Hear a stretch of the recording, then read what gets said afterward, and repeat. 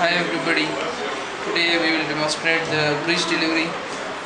In breech delivery, the candidate for the vaginal delivery is the frank breech. In frank breech, the legs are in this position. The hip is flexed, hip joint, and the knee joint is extended, just like that. The other position is a complete breech. In this, the knee is also flexed and the hip joint is flexed too. The third one is the footling breech, which is like in this position. We never try that for vaginal delivery. Alright, so if we go with the frank breech, it would be like in this position, and we would see the buttocks coming out initially.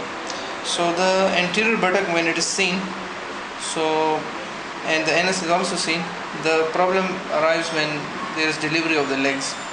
Now the legs could be in this position.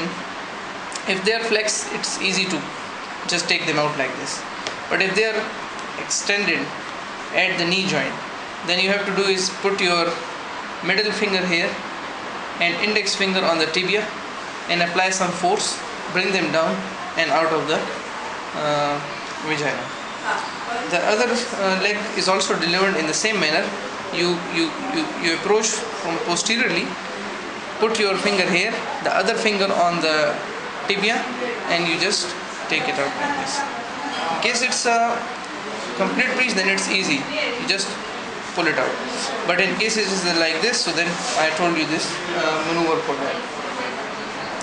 Then when the legs are delivered, we watch the breech coming out. There is no need of any intervention until the umbilicus is seen. When the umbilicus is seen, usually we do is we take the baby in this position and we check for the scapula. When the scapula become visible, then there is another intervention which is for the delivery of the arms. Now the arms could be in two positions. Number one, it can be like this, in which the elbow joint is extended. It could be like this, in which the elbow joint is flexed. Now here there can be two maneuvers for that. Number one, you could insert a finger, put it on top of the shoulder, come down like this, and then keeping your thumb on the arm and applying some pressure on the forearm, you can deliver one of the arm.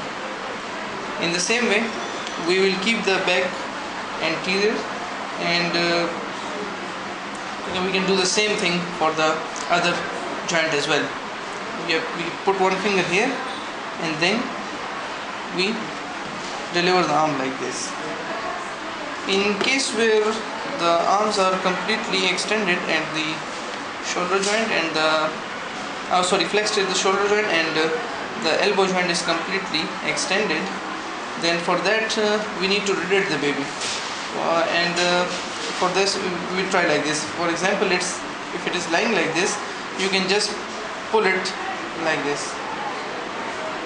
Now to deliver the other shoulder, you will have to rotate the baby towards the other side, just like keeping back anterior.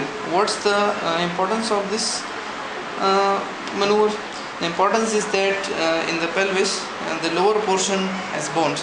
Now if the baby is coming like this, the shoulder joint is hidden right above the bone. So if one of the joint is already delivered, or one of the arm is already delivered, we're gonna keep it anterior and rotate it like this, total 180 degree.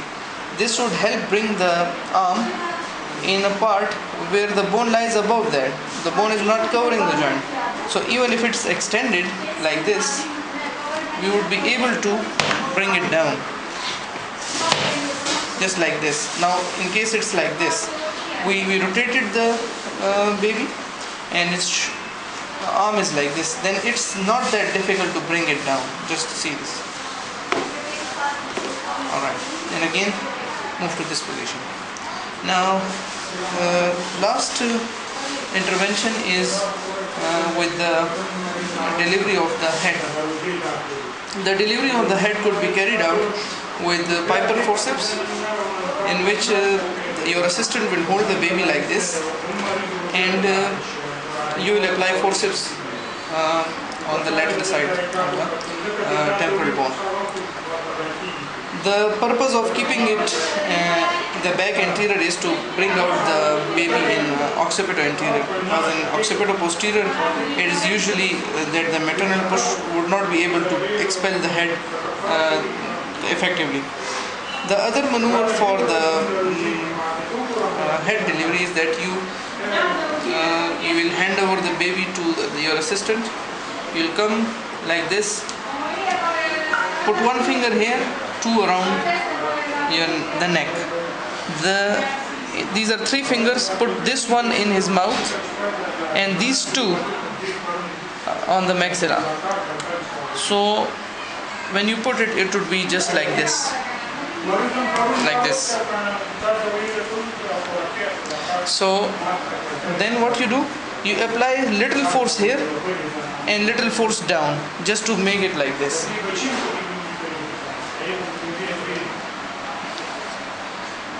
Why we apply these forces? Because of the path of the birth canal, which is not straight. It has got some a curved portion. To just cover that, we do this.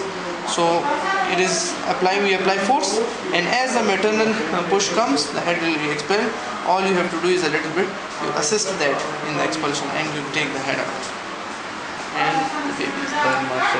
The other technique, which is called the burn marshal,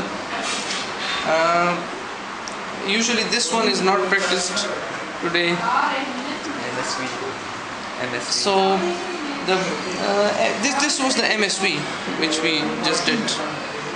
This was the MSV, and the burn marshal is not given here in the book, so we do not go for that. It is MSV.